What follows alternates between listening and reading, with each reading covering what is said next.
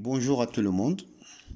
Aujourd'hui, je traite avec vous un exercice sur les sommes de Riemann. Mais là, on, on vous donne une démonstration dans un cas particulier avec une reste intégrale. La formule de Taylor avec reste intégrale.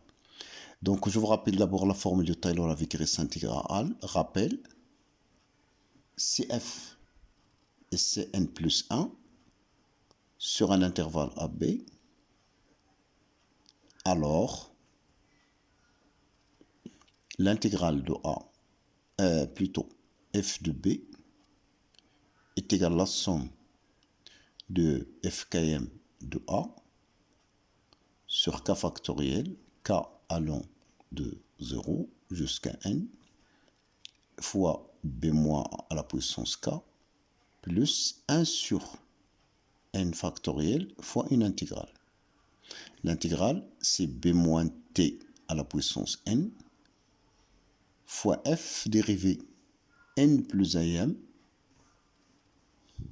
de t et dt. C'est ça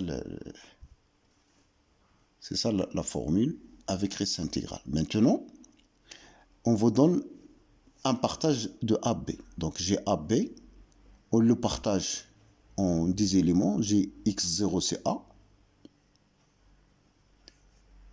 x0, x1 c'est A, c'est toujours, je partage en b-a sur n. Donc xk, on va poser donc x2, x1, x2, etc.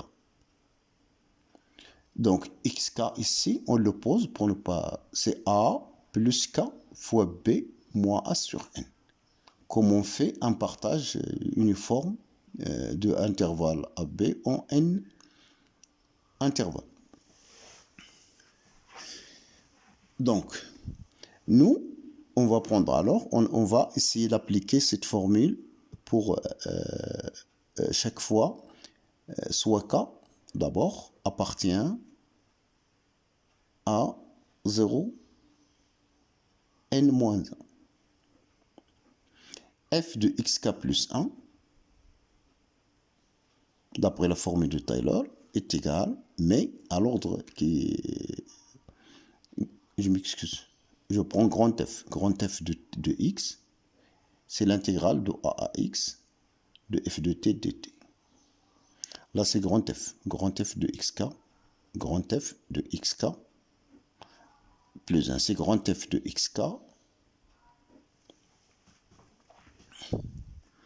moins, d'après ça, l'ordre 1. Donc, le x, k plus 1 ou b, le a, c'est xk.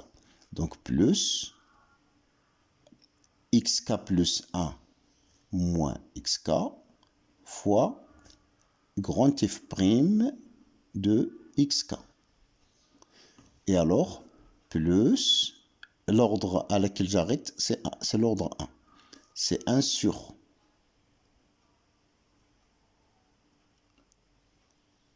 un factoriel. L'ordre de dérivation ici, c'est 1. Vous voyez, k égale 0 jusqu'à L, fkm. L'intégrale de xk à xk plus 1, de xk plus 1 moins t, f seconde de t.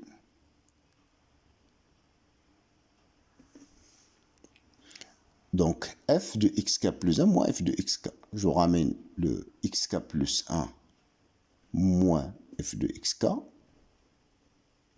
est égal xk plus 1 moins xk, je dis tout à l'heure comment on partage AB en n intervalles égaux, c'est-à-dire là, toujours la distance entre des termes consécutifs, c'est b moins a sur n. F' de xk, c'est petit f. C'est petit f de xk. Plus 1 sur 1 factoriel, donc en fait c'est 1. L'intégrale de xk à xk plus 1, xk plus 1 moins t, on le garde. F second de t, c'est f' de t.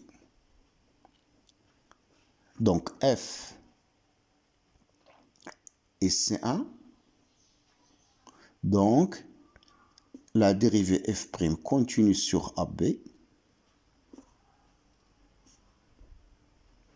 Donc, d'après le cours sur les fonctions continues, toute fonction continue sur un segment à valeur complexe ou à valeur réelle est bornée. Donc, il existe M appartient à R+, tel que, quel que soit X appartient à, je l'appelle M1, X appartient à AB, f' de X, lorsqu'il s'agit de fonctions à valeur complexe, on prend le module, s'il s'agit à valeur réelle, on prend la valeur absolue. Donc, j'ai ça. Donc, cette écriture-là, c'est l'intégrale de xk à xk plus 1 de f de t dt. La différence entre deux primitives, c'est l'intégrale. L'intégrale de xk plus 1 à xk de f de t dt, avec f, c'est une primitive particulière ou quelconque, voilà, est égale. Moins, je m'excuse là encore là, moins, je ramène ça de l'autre côté, moins b moins a f sur n f de xk. Cette quantité-là est égale à l'intégrale de xk à xk plus 1 de xk plus 1 moins t f' de t dt. Donc la valeur absolue de cette quantité-là,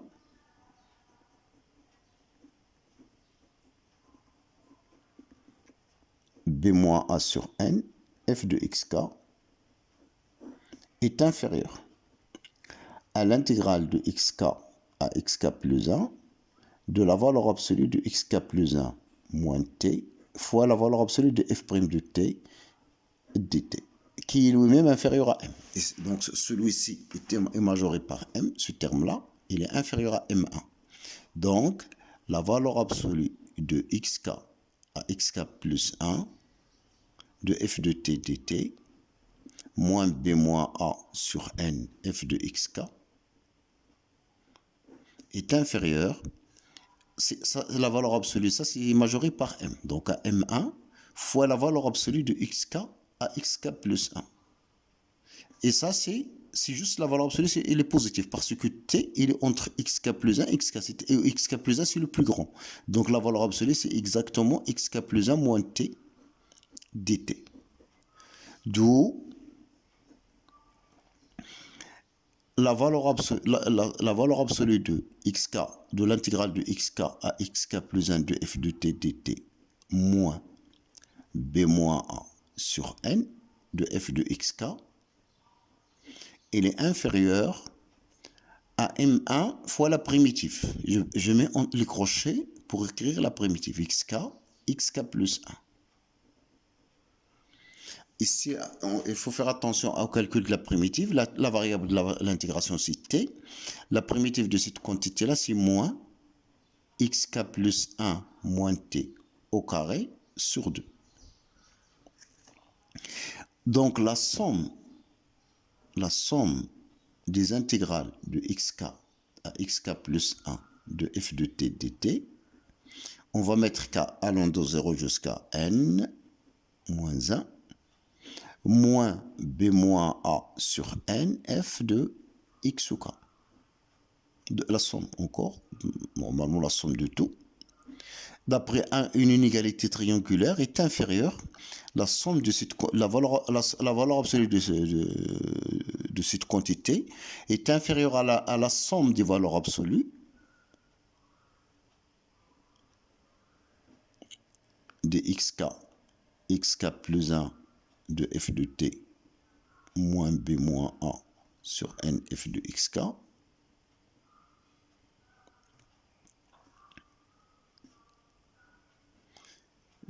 k égale 0 jusqu'à n moins 1, qui est lui-même inférieur, vous voyez là, en remplaçant par xk plus 1, on obtient 0. Donc le départ c'est 0. 0 moins, et plus ce moins là, c'est plus alors la différence entre, donc ça va donner alors m1 sur 2 fois b moins a sur n, lorsque je fais xk plus 1 moins xk, c'est b moins a sur n, le taux au carré,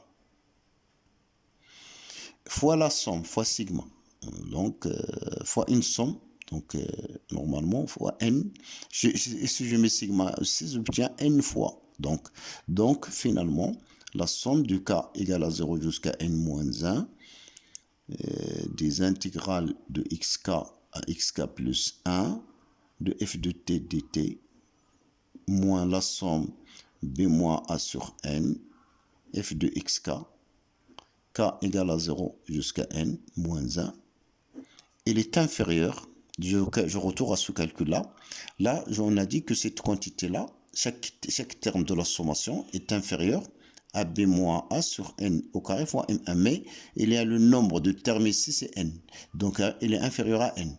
Je réécris là pour être clair, sur 2, m1 sur 2, b moins a sur n, le taux au carré. D'où, là, c'est l'intégrale juste de a à b, k égale 0, ça donne x0. On utilise Charles plusieurs fois. A jusqu'à b de f de t dt, c'est une quantité fixée, moins Sn, voilà. Il est inférieur à m1 sur 2n fois b moins a au carré sur fois b moins a au carré. Donc le n carré, mais avec le n, il reste un n, et donc il tend vers 0. Or, limite de m1, c'est une constante fois b moins a au carré sur 2n est égal à 0.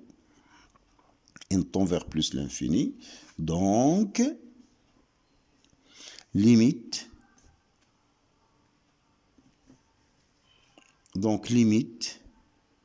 de Sn, n tend vers plus l'infini, est égal à l'intégrale de a à b de f de t dt.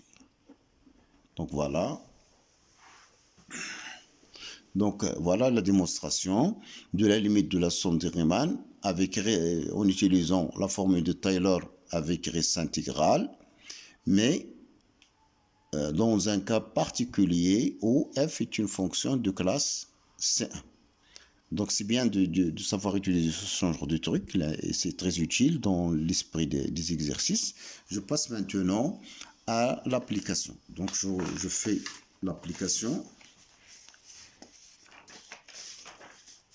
Je passe à l'application de l'exercice. Donc, application, c'est application.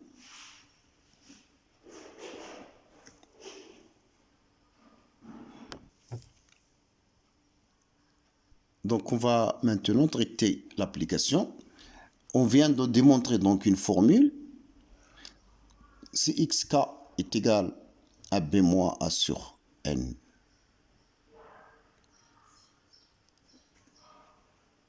on l'appelle UK, UN, c'est mieux. La somme de f de a plus k b moins a sur n, k égale à 0 jusqu'à n, ou n moins 1 au que vous voulez, alors limite de un est égale à l'intégrale de a à b de f de t dt. Bien sûr, avec f tout simplement continu, mais pour nous, voilà. Donc, on a une suite qui s'écrit sous cette forme avec f une fonction continue. Donc, f continue sur ab, tout simplement. Alors, le cas plus intéressant, particulier, c'est a égale à 0, b est égal à 1. Alors, c'est un, il va être égal à 1 sur n, la somme de f de k sur n. C'est un cas très simple et plus fréquemment utilisé. K égale 0 jusqu'à n moins 1 ou 0 jusqu'à n. Ou si 0 jusqu'à n, ça marche.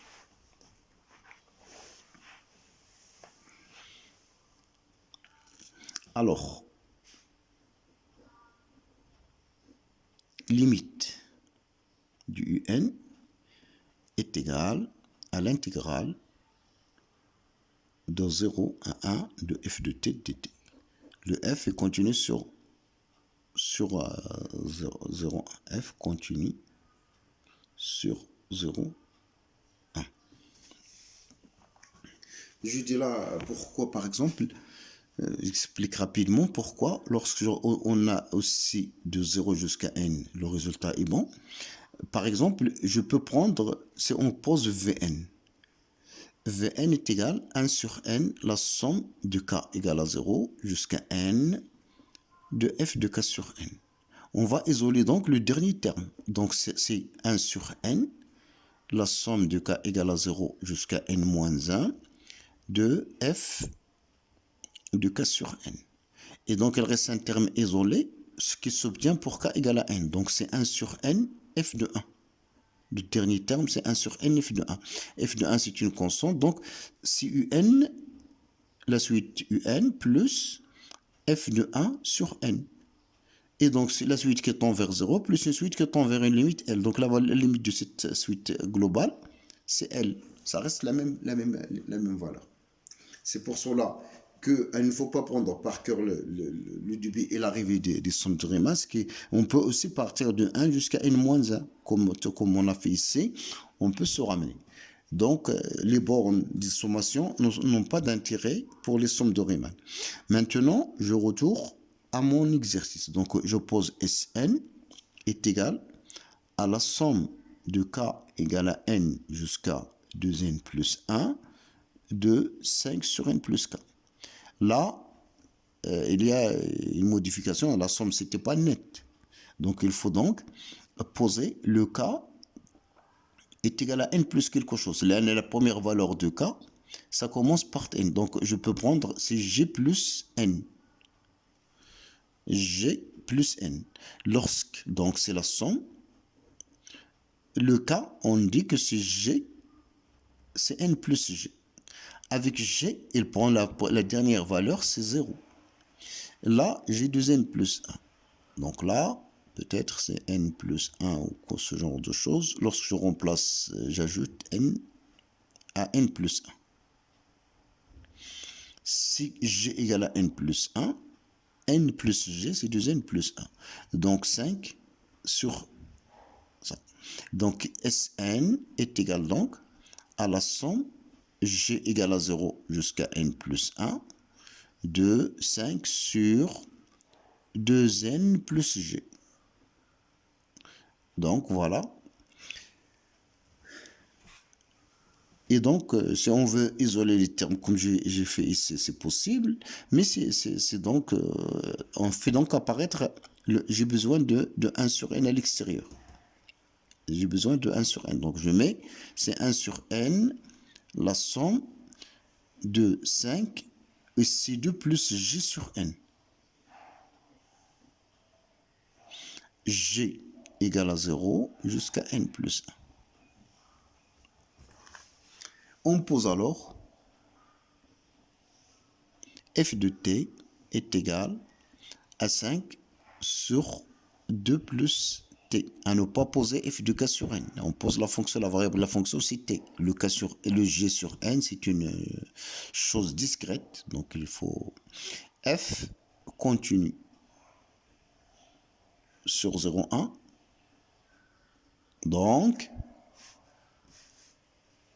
Donc, d'après le cours, la limite de notre suite Sn, n tend vers plus l'infini, est égale à l'intégrale de 0 à 1 de f de t dt, qui est égal à quoi? Qui est égal à 5. Donc, la primitive de ça, c'est le crochet, c'est 5 ln de 2 plus t. Et donc, c'est 5 ln de 3 moins ln de 2. Donc, ln de 3 sur 2. Donc, la limite définitive de la suite en question, limite de notre suite Sn, limite n tend vers plus l'infini, de la somme de k égale à n jusqu'à 2n plus 1, de 5 sur n plus k, vaut 5 ln de 3 sur 2. Et donc, c'est la réponse à la question demandée. Donc, ce qu'il faut ici retenir là, c'est que lorsque vous avez une suite qui est formée avec le terme sigma, vous n'avez qu'à apparaître le B-A sur N à l'extérieur, ou généralement 1 sur N, et apparaître, et là, à l'apparition de fraction K sur N dans une expression, où on choisit une fonction qui va nous servir pour rendre cette expression sous cette forme. Donc, ma vidéo arrive à sa fin. Je vous remercie. Je remercie votre attention. Et à la prochaine vidéo, Inch'Allah. Voilà.